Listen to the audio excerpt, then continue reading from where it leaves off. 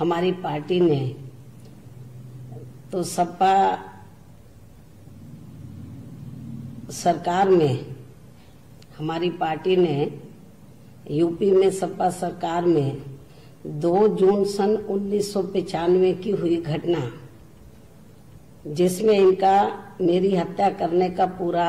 षड्यंत्र था, लेकिन कमजोर व उपेक्षित वर्गों की कृपा से ये पार्टी उस समय अपने इस षड्यंत्र में कामयाब नहीं हो सकी। इसके साथ ही इन्होंने उस समय अपनी सरकार को बचाने के लिए बीएसपी के विधायकों के साथ की गई मारपीट व उनका किया गया अपहरण आदि, ये सब किसी से छिपा नहीं है। लेकिन फिर इनकी ऐसा करने से हुआ क्या बाद में, लेकिन फिर इनकी इस गुंडागर्दी से इनकी सरकार चली गई थी और बीएसपी की फिर सरकार बन गई थी। किंतु इसे कभी भी ना भुलाने वाली घटना को भी भुलाते हुए हमारी पार्टी ने देश में खासकर संकीर्ण ताकतों को कमजोर करने के लिए सपा के साथ गठबंधन करके ये लोकसभा का आम चुनाव लड़ा था, जिसमें इनके परिवार की आपसी लड़ाई की वजह से इनको इस चुनाव में इस बने गठबंधन का ज्यादा लाभ नहीं मिल सका। ये बात किसी से छिपी नहीं है। और फिर ये चुनाव खत्म होने के बाद इन्होंने मेरे कई बार टेलीफोन करने के बावजूद भी कोई जवाब लौटकर मुझे नहीं दिया। तब फिर हमें मजबूरी में इनसे अलग होकर चलने का फैसला लेना पड़ा। इसके साथ साथ आज यहाँ मैं इस बात को भी फिर से, इसके साथ साथ आज यहाँ मैं इस बात का भी फिर से खुलासा कर देना चाहती हूँ कि जब इस बार सपा के साथ मिलकर लोकसभा चुनाव लड़ने का यहाँ उत्तर प्रदेश में हमारी पार्टी का इनके साथ गठबंधन हुआ, तो तब फिर हमारी पार्टी यहाँ पूरे जी जान से इस गठबंधन को जिताने में लग गई थी। लेकिन वही दूसरी तरफ सपा के मुखिया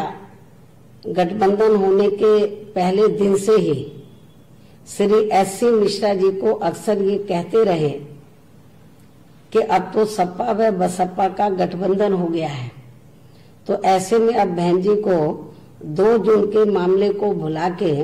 इस केस को वापस ले लेना चाहिए। आप बहन जी से इस बारे में जरूर बात करें। तब फिर ये केस चुनाव के दौरान ही हमें वापस भी लेना पड़ा। लेकिन चुनाव का नतीजा आने के बाद जो इनका रवैया हमारी पार्टी ने देखा है, तो उससे हमें काफी कुछ यही लगा कि हमने चुनाव के दौरान 2 जून 1995 के केस को वापस लेकर बहुत बड़ी गलती की है। साथ ही इनके साथ ना ही कोई चुनावी गठबंधन आदि भी करना चाहिए था। ये भी हमने थोड़ा गलत फैसला ले लिया जल्दबाजी में। हालांकि इसको आप जल्दबाजी नहीं कह सकते, लेकिन थोड़ा हम डीपली यदि सोचते तो शायद हम ये डिसीजन नहीं लेते। लेकिन हमने ये सोचा कि ये 2 जून की घटना को हमने किनारे करते हुए तो हमने देश और जनहित में सांप्रदायिक ताकतों को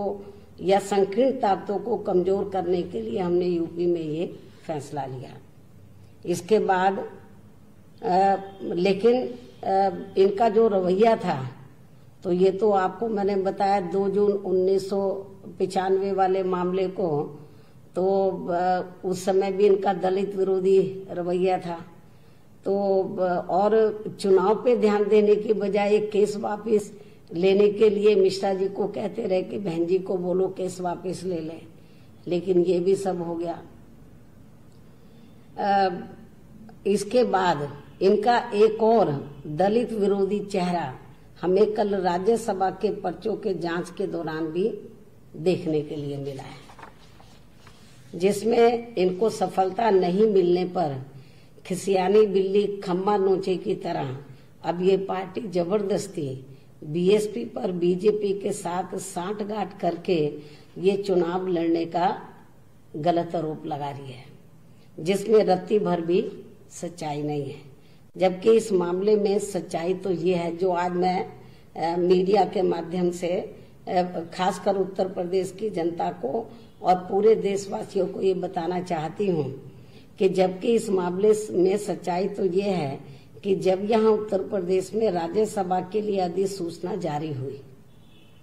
जिसके तहत सबसे पहले वह अकेले ही श्री राम गोपाल यादव ने सपा की ओर से अपना पर्चा दाखिल किया, तो तब फिर इसके बाद श्री मिश्रा जी ने मुझसे ये कहा कि बहन जी, सपा ने अपना केवल एक ही पर्चा दाखिल कराया है। ऐसा लगता है कि शायद ये अपना दूसरा उम्मीदवार खड़ा नहीं कर रहे हैं।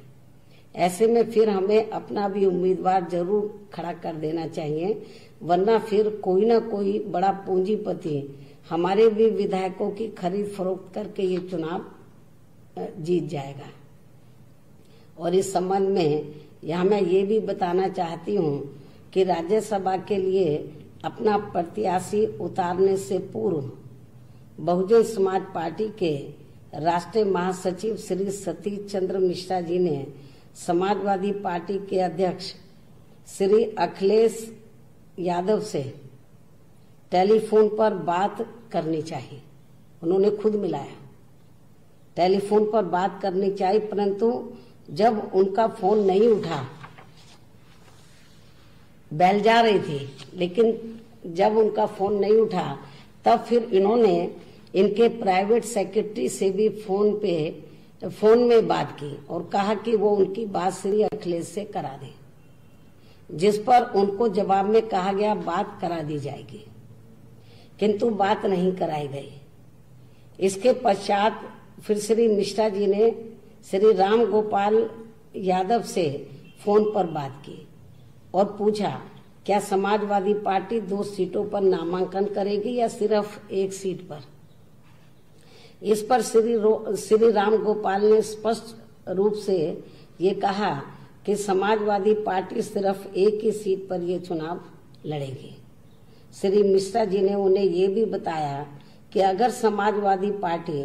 एक ही सीट पर ये चुनाव लड़ती है तो तब फिर ऐसी स्थिति में बहुजन समाज पार्टी अपना एक प्रत्याशी चुनाव में जरूर उतारेगी, वरना 10वीं सीट पर बीजेपी अपना प्रत्याशी अवश्य उतार देगी और फिर 9वीं सीट जीतने के लिए उनके पास पर्याप्त वोट न होने पर भी वो चुनाव जीत जाएंगे, इनका एक सपा का जीतने के बाद। जबकि दूसरी तरफ सारी विरोधी पार्टियों के वोट जोड़े जाएं तो बीजेपी के वोटों से कहीं अधिक होते हैं। इस वार्ता के बाद तब फिर बीएसपी ने उत्तर प्रदेश के ही लखीमपुर खीरी जिले के मूल निवासी श्री रामजी गौतम को, जो दलित वर्ग से आते हैं, जिनको राजस्थान प्रदेश की वर्तमान कांग्रेसी सरकार के चलते हुए वहां इनके नेतृत्व में बीएसपी के बढ़ते हुए जनाधार से दुखी होकर फिर इनको वहां से भगाने व इनका मनोबल गिराने के खास उद्देश्य से जो इनके साथ षड्यंत्र के तहत जिस प्रकार से बुरा बर्ताव किया गया था, जो कदापि भुलाया नहीं जा सकता है, जिससे कांग्रेस पार्टी की भी इस दलित विरोधी हरकत से पूरे देश के दलित समाज के लोग काफी आक्रोशित हुए। इनको फिर इनकी पार्टी के प्रति समर्पण व ईमानदारी आदि को खास ध्यान में रखकर इस चुनाव में पार्टी ने खड़ा करने का फैसला लिया। परंतु कांग्रेस की तरह सपा ने भी अपनी दलित विरोधी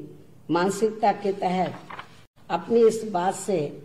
कि हम दूसरा उम्मीदवार खड़ा नहीं करेंगे उससे मुकरते हुए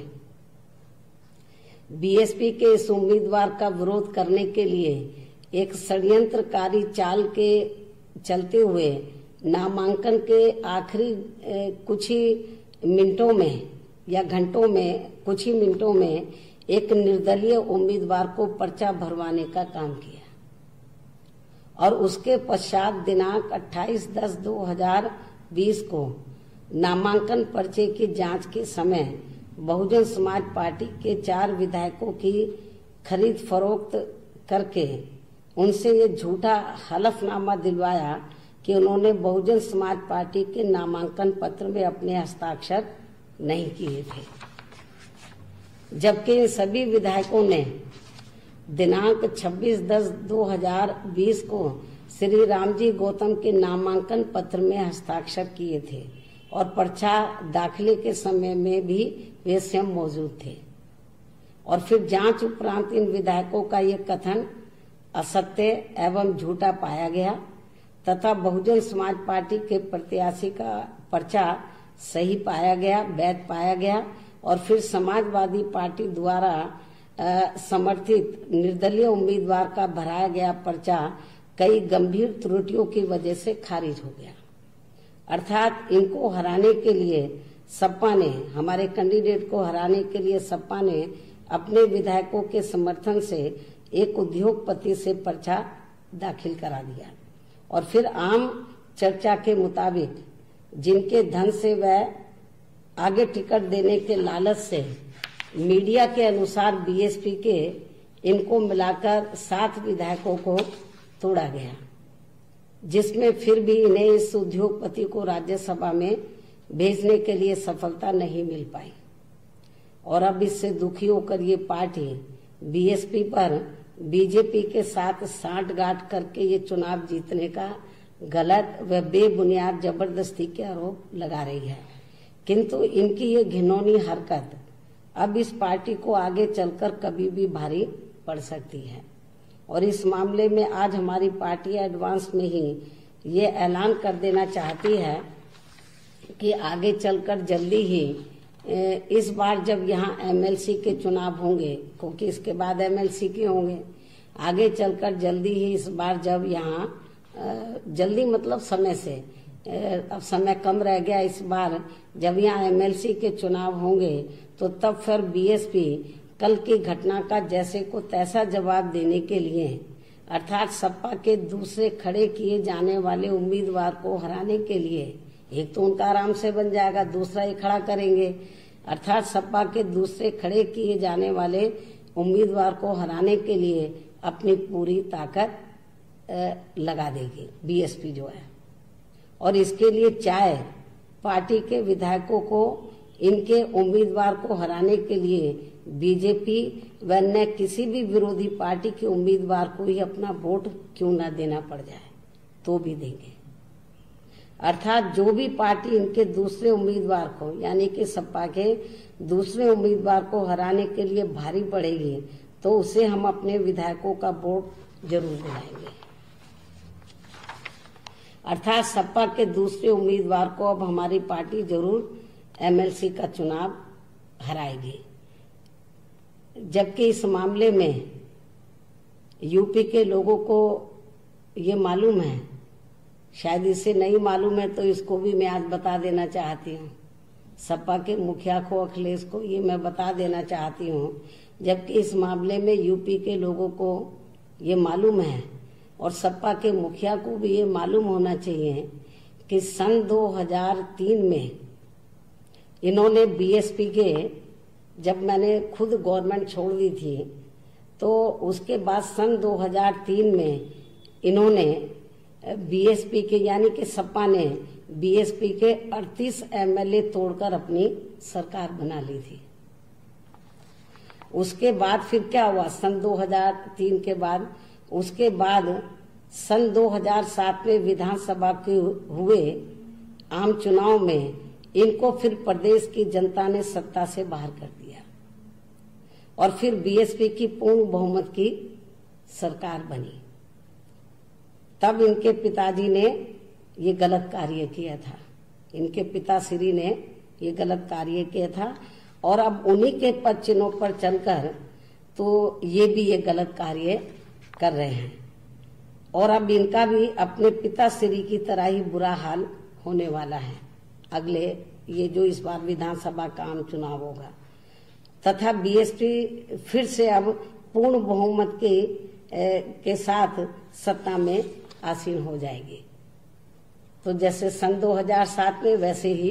पहले भी इनके पिता ने एक गलत काम किया और अभी भी, जबकि उस समय सन 2003 में मान्यवर श्री कांशीराम जी की तबीयत बहुत ज्यादा खराब थी, वो हॉस्पिटल में एडमिट थे। हमारे विधायक इनके पिता श्री ने तोड़े 38 और अपनी सरकार बना ली तोड़फोड़ करके। और इतना ही नहीं, मान्यवर श्री कांशीराम जी के छोटे भाई को, उनकी बहनों को खरीद फरोख्त करके पार्टी बनवाई, यूपी में उनकी मीटिंगें करवाई और उसके लिए श्री R.K. चौधरी को अधिकृत किया, पंजाब में जाना, इधर जाना, केस लड़ना, क्या नहीं कुछ किया, लेकिन हुआ क्या, जनता देख रही थी। और सन 2007 में तो फिर बीएसपी पूर्ण बहुमत के आधार पर सत्ता में आई और समाजवादी पार्टी सत्ता से बाहर हो गई और अब इनका भी यही हाल होने वाला है। इतना ही नहीं बल्कि मीडिया। तो इसी बीच एक बड़ी खबर, सपा पर मायावती का एक बड़ा आरोप, मायावती ने एक बड़ा आरोप सपा के ऊपर लगाया है, समाजवादी से गठबंधन मेरी भूल थी, ऐसा मायावती ने प्रेस कॉन्फ्रेंस में कहा। जल्दबाजी में गठबंधन करना भूल थी, ऐसा मायावती ने कहा है। सपा से गठबंधन नहीं करना चाहिए था, मायावती ने एक बड़ा बयान दिया और बाद में गलती का एहसास भी उनको हुआ, ऐसा मायावती की तरफ से प्रेस कॉन्फ्रेंस में कहा गया। तो सपा पर मायावती का एक बड़ा आरोप, उन्होंने कहा कि सपा पर भरोसा नहीं करना चाहिए था। आज तत्काल प्रभाव से पार्टी से निलंबित कर दिया गया है, जिनके नाम चौधरी असलम अली, श्री हरगोविंद भार्गव, मोहम्मद मुस्तफा सिद्दीकी, श्री हाकिम लाल बिंद, मोहम्मद असलम रायनी, श्रीमती सुषमा पटेल व श्रीमती वंदना सिंह है। इसके साथ साथ इनके बारे में पार्टी के सभी पदाधिकारियों को ये भी निर्देशित किया गया है, ये जो 7 विधायक हैं, तो इनके बारे में पार्टी के सभी पदाधिकारियों को, छोटे बड़े पदाधिकारियों को ये भी निर्देशित किया गया है कि आज से अब इन विधायकों को पार्टी के किसी भी कार्यक्रम में नहीं बुलाया जाएगा। साथ ही इन सभी को ये भी सूचित किया जाता है कि इनके दूसरी पार्टी में जाते ही इन सभी विधायकों के विरुद्ध दल बदल कानून के तहत इनकी सदस्यता, इनके सूचित किया जाता है कि इनके दूसरी पार्टी में जाते ही इन सभी विधायकों के विरुद्ध दल बदल कानून के तहत इनकी सदस्यता खत्म करने की कार्रवाई तुरंत की जाएगी। और या अन्य और भी कोई कारण रहा जिसमें दल बदल कानून का ये उल्लंघन करते हैं, चाहे वो शामिल हो जाए या नहीं भी हो, दल बदल कानून का उल्लंघन करते हैं, तो तब भी इनके खिलाफ इस कानून के तहत बीएसपी द्वारा तुरंत कार्रवाई की जाएगी तथा भविष्य में अब इन्हें, ये जो 7 विधायक है, तथा भविष्य में अब इन्हें बीएसपी से कभी भी कोई भी चुनाव नहीं लड़ाया जाएगा। इसके साथ ही जिस जाति, समाज व धर्म के ये विधायक हैं, तो उनकी जाति व समाज व धर्म के लोगों को ही अधिकांश उनके विरुद्ध में चुनाव में उतारा जाएगा, इनके विरोध में चुनाव में उतारा जाएगा। लेकिन इसके साथ साथ यहाँ मैं इन विधायकों के मामले में इनके समाज के लोगों को ये भी कहना चाहूंगी कि जिस भी जाति, समाज व धर्म के ये विधायक हैं, तो इनके पार्टी विरोधी कार्यों की सजा इनकी समूची जाति, समाज व धर्म के लोगों को नहीं दी जाएगी, बल्कि उन्हें पार्टी में अभी तक की तरह ही आगे भी हर स्तर पर पूरा मौका व आदर सम्मान भी दिया जाएगा। खासकर मुस्लिम समाज के लोगों को आगे भी बढ़ावा देने में पार्टी द्वारा कोई भी कसर नहीं छोड़ी जाएगी। चाहे खासकर कांग्रेस व सपा आदि के लोग इनको बीएसपी से अलग करने के लिए कितने भी घिनौने हथकंडे क्यों ना इस्तेमाल करते रहें। और अब मेरा संक्षेप में यही कहना है कि यूपी में इस बार के राज्यसभा चुनाव में भी सपा की घिनौनी बीएसपी विरोधी राजनीति ही नहीं, बल्कि इनका घोर दलित विरोधी चेहरा भी खुलकर प्रदेश व देश की जनता के सामने आ गया है, जो कि वास्तव में इनका असली चाल, चरित्र व चेहरा भी है। इनका इतिहास भी यही बताता है। वैसे कुदरती तौर पर बीएसपी के साथ ये बहुत ही अच्छा हुआ कि सपा का ये घिनौना रूप एक बार फिर से यहाँ उत्तर प्रदेश में होने वाले विधानसभा के आम चुनाव से पहले ही आ गया है, ताकि लोग मेरे कहने की बजाय खुद ही ये देख लें कि बीएसपी के साथ सपा ने कभी भी ईमानदारी नहीं बरती है, बल्कि हमेशा ही दगा व बाहरी एवं भीतरी विश्वासघाती किया है। इतना ही नहीं, बल्कि इन्होंने बहुजन समाज में समय समय पर, यानी कि सपा ने, श्री अखिलेश यादव ने, इतना ही नहीं बल्कि इन्होंने बहुजन समाज में समय समय पर जन्मे हमारे महान संतों, गुरुओं व महापुरुषों को भी आदर सम्मान देने की बजाय उनका हर प्रकार से अनादर ही किया है, जिसमें उनके नाम पर बने खासकर नए जिलों व यूनिवर्सिटी आदि का नाम बदलना शामिल है। और ये सब ऐसे सामाजिक व राजनीतिक अपराध हैं जिन्हें ना तो कभी भुलाया जा सकता है और न ही बीएसपी के आत्मसम्मान व स्वाभिमान से जुड़े लोग कभी भी माफ इन्हें कर सकते हैं। इन्हीं जरूरी बातों के साथ ही अब मैं अपनी बात यहीं समाप्त करती हूँ। और आज मैंने कल जो भी कुछ हुआ है उसके बारे में सही तथ्य मैंने मीडिया के माध्यम से खासकर उत्तर प्रदेश की जनता के सामने रखे हैं, पूरे देशवासियों के सामने रखे हैं। और मुझे पूरी उम्मीद है कि कल जो इनकी विफलता हुई है, जो इन्होंने दलित विरोधी जो चेहरा इनका सामने नजर आया है पूरे देश की जनता को, तो मुझे पूरी उम्मीद है कि सन 2007 की तरह जैसे इन्होंने 3 में हमारे 38 विधायक तोड़े, तो सन 2007 में ये साफ हो गए थे। अब इनका फिर से इनका भी हालत फिर से ऐसी होने वाली है। हमारी पार्टी के कुछ लोगों को जो निकाले हुए हैं, पार्टी के लोग जो पार्टी विरोधी गतिविधियों से के कारण निकाले हुए हैं, बीएसपी के रिजेक्टेड लोग हैं जिनको निकाला हुआ है।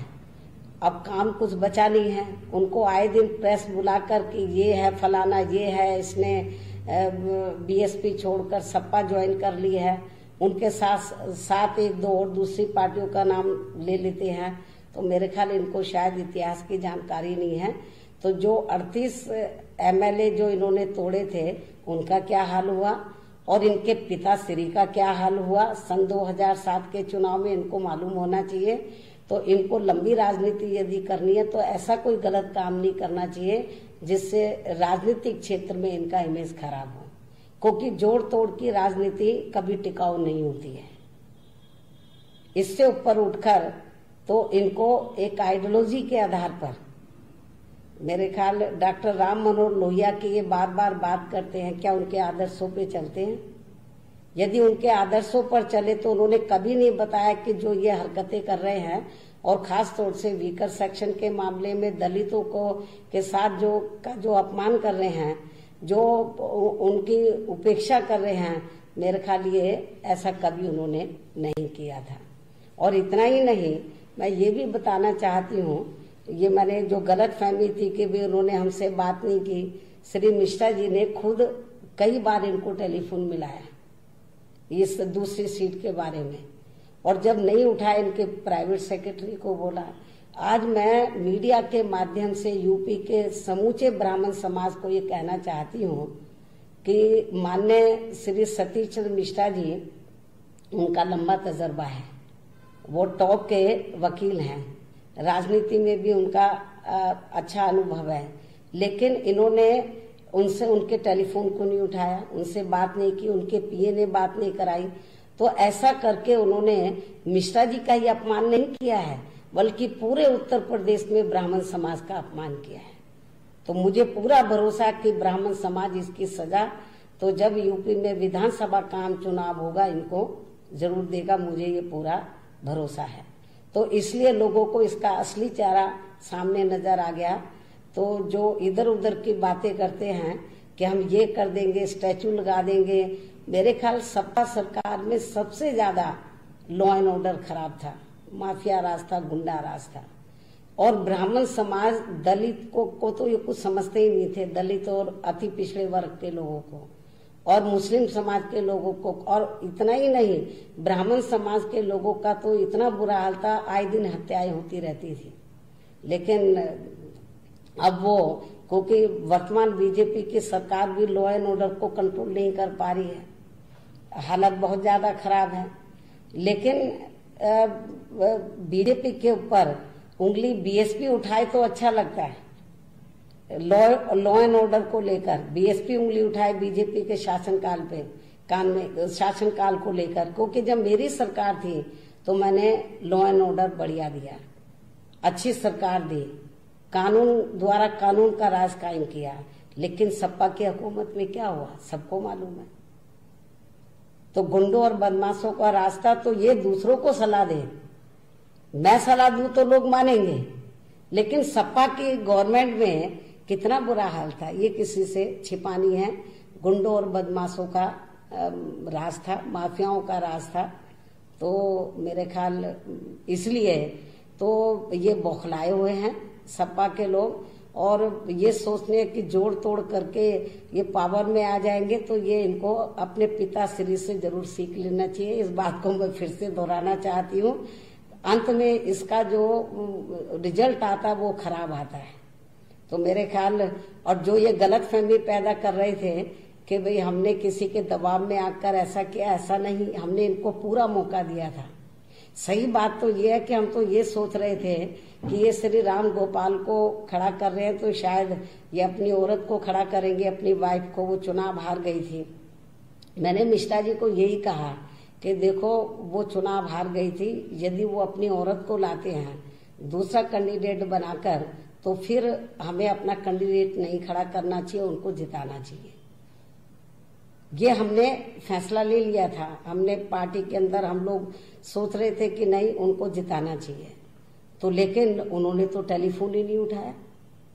मिश्रा जी का नहीं, पूरे ब्राह्मण समाज का अपमान किया। और जब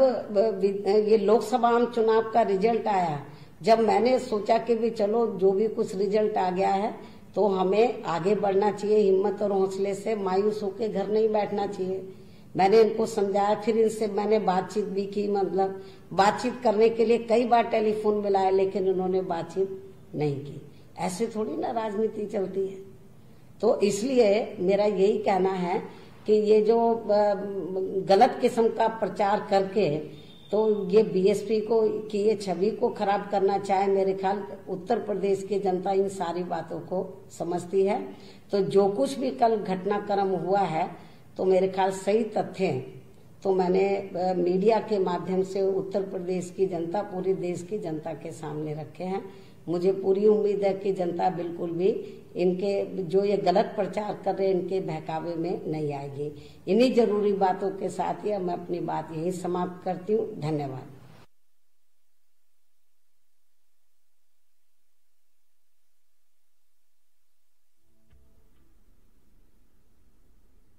पेश है अमूल हैप्पी ट्रीट्स के पोटैटो स्नैक्स विद फार्म